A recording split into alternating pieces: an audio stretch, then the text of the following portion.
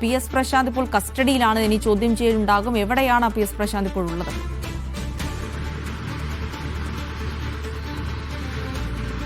അരമണിക്കൂർ മുമ്പാണ് PS പ്രശാന്തിനെ അദ്ദേഹത്തിന്റെ വീട്ടിൽ നിന്ന് കസ്റ്റഡിയിൽ എടുത്തിരിക്കുന്നത്. എങ്ങോട്ടാണ് കൊണ്ടുവരുന്നത് സംബന്ധിച്ച് ഇപ്പോഴും സ്ഥിരീകരണമില്ല. എന്തായാലും ടൗൺ കേന്ദ്രീകരിച്ചാണ് പോരുന്നത്. സ്വാഭാവികമായി നമ്മൾ പ്രതീക്ഷിക്കുന്നത് പോലീസ് ആസ്ഥാനത്തേക്ക് വരുമെന്നുള്ളത് തന്നെയാണ്. ക്രൈംബ്രാഞ്ച് മേധാവിയുടെ നേതൃത്വത്തിലാണ് ഈ അന്വേഷണം നടക്കുന്നത്. അദ്ദേഹമാണ് ഇതിന്റെ മേൽനോട്ടം വഹിക്കുന്നത്. സ്വാഭാവികമായും ഇങ്ങോട്ട് എത്തിക്കാനുള്ള ഒരു സാധ്യതയാണ് നിലനിൽക്കുകയും ചെയ്യുന്നത്. എന്തായാലും വിശദമായ ചോദ്യം ചെയ്യലിലേക്ക് കടക്കുകയും ചെയ്യും. ഇതുമായി ബന്ധപ്പെട്ട കൂടുതൽ തെളിവുകൾ ശേഖരണത്തിലേക്കും വൈകാതെ തന്നെ അന്വേഷണ സംഘം കടക്കുകയും ചെയ്യും. എന്തായാലും പ്രശാന്തിന്റെ പങ്ക് തെളിയിക്കുന്നത് സംബന്ധിച്ച് കൃത്യമായ വിവരങ്ങൾ SITക്ക് ലഭിച്ചിട്ടുണ്ട്. ആ ഒരു സാഹചര്യത്തിലാണ് പ്രശാന്തിനെ കസ്റ്റഡിയിൽ എടുക്കുന്ന നടപടികളിലേക്ക് അന്വേഷണ സംഘം കടക്കുകയും ചെയ്തിട്ടുള്ളത്. SITയുടെ പ്രധാനപ്പെട്ട കണ്ടെത്തൽ എന്ന് പറയുന്നത് ഇതിൽ 2019 ശബരിമലയിൽ നിന്ന് ദ്വാരപാലക ശില്പവും അതോടൊപ്പം തന്നെ കട്ടളപ്പാളിയും കൊണ്ടുപോയിരുന്നു. അതിൽ നിന്ന് ഉണ്ണികൃഷ്ണൻ പോറ്റിയുടെ നേതൃത്വത്തിൽ സ്വർണം കവരുകയും ചെയ്തിട്ടുണ്ട്. ഈ കൊള്ള മറച്ചു വെക്കുന്നതിന് വേണ്ടിയാണ് 2025 ശബരിമലയിൽ നിന്ന് ദ്വാരപാലക ശില്പം കൊണ്ടുപോവുകയും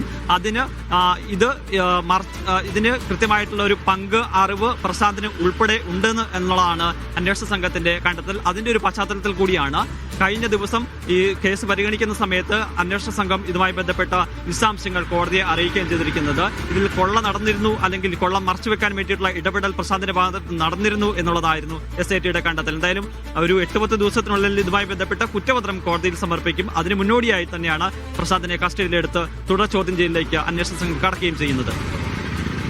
സിജോ, നേരത്തെ തന്നെ ഇക്കാര്യത്തിൽ പ്രശാന്തിന്റെ പങ്കിനെ കുറിച്ച് അന്വേഷണ സംഘത്തിന് ലഭിച്ച വിവരങ്ങളെക്കുറിച്ചൊക്കെ കോടതി അറിയിച്ച ശേഷം കോടതി നിർദ്ദേശപ്രകാരമാണ് ഇങ്ങനെ ഒരു അന്വേഷണത്തിലേക്ക് കടന്നിരിക്കുന്നത്. വേറെ തന്നെ ഒരു കേസായിട്ട് രജിസ്റ്റർ ചെയ്താണോ അന്വേഷണം?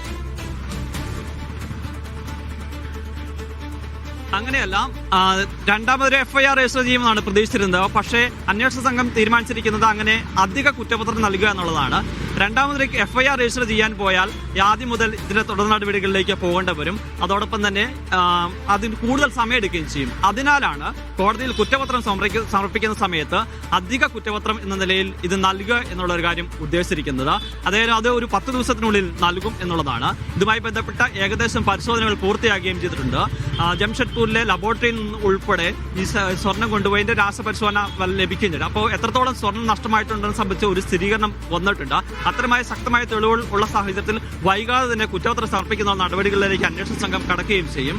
ആ കുറ്റപത്രം സമർപ്പിക്കുന്നതിന് മുന്നോടിയായി തന്നെ ഇവരെ പ്രതി ചേർത്തുകൊണ്ട് പ്രത്യേക FIR ഇടാതെ പ്രതി ചേർത്തുകൊണ്ട് പിന്നീട് അധിക കുറ്റപത്രം നൽകുക എന്നുള്ളതാണ്. ആ കുറ്റപത്രം സമർപ്പിക്കുമ്പോൾ ഇവരെ ഇതിൽ പ്രതികളാണ് എന്നുള്ളത് സംബന്ധിച്ച് കാണിക്കുകയും ചെയ്യും.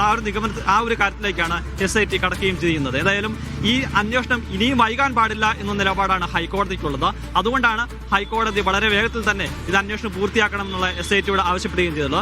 പ്രത്യേകിച്ച് വേറൊരു FIR കൂടി ഇടാൻ പോയാൽ ഞാൻ നേരത്തെ സൂചിപ്പിച്ചതുപോലെ തന്നെ കൂടുതൽ ടെക്നിക്കലായിട്ടുള്ള കുറെ നടപടികളുണ്ട്. അതോടൊപ്പം തന്നെ കൂടുതൽ തെളിവുകൾ മറ്റു കാര്യങ്ങൾ അത്തരം കാര്യങ്ങളിലേക്ക് പോകേണ്ടി വരും. അപ്പൊ അതിനുള്ള സമയം എന്തായാലും SIT കളയാൻ ഉദ്ദേശിക്കുന്നില്ല.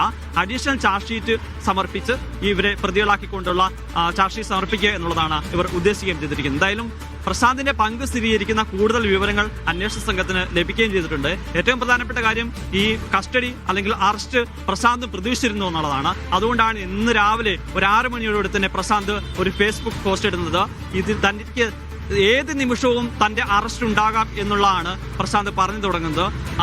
ഈ തട്ടിപ്പിൽ തനിക്ക് യാതൊരു തരത്തിലുള്ള ഒരു പങ്കുമില്ല, തന്റെ കാലത്തുള്ള ബോർഡ് അംഗങ്ങൾക്കും യാതൊരു തരത്തിലുള്ള പങ്കുമില്ല എന്നുള്ള ഒരു കാര്യം പ്രശാന്ത് ആവർത്തിച്ച് വ്യക്തമാക്കുകയും ചെയ്യുന്നുണ്ട്.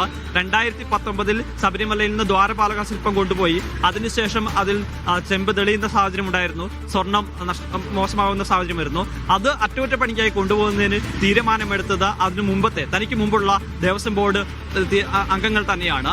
താൻ വന്നതിന് ശേഷമാണ് അത് കൊണ്ടുപോയിട്ടുള്ളൂ എന്ന് മാത്രമാണ്. പക്ഷേ അതിന്റെ ഉത്തരവാദിത്തം മുഴുവൻ മുൻ ബോർഡ് അംഗങ്ങൾക്കാണ് എന്നുള്ളതാണ് അദ്ദേഹം വ്യക്തമാക്കുകയും ചെയ്യുന്നത്. അതോടൊപ്പം തന്നെ രാഷ്ട്രീയപരമായ ഒരു ആരോപണം അദ്ദേഹം ഉന്നയിക്കുകയും ചെയ്യുന്നുണ്ട്. തനിക്കെതിരായിട്ടുള്ള നീക്കം അത് രാഷ്ട്രീയ പ്രേരിതമായിട്ടുള്ള ഒരു നീക്കം ആണ് എന്നുള്ളതാണ് പ്രശാന്തിന്റെ ആരോപണം. കാരണം മുൻ കോൺഗ്രസ് നേതാവ് കൂടിയാണ് പ്രശാന്ത്.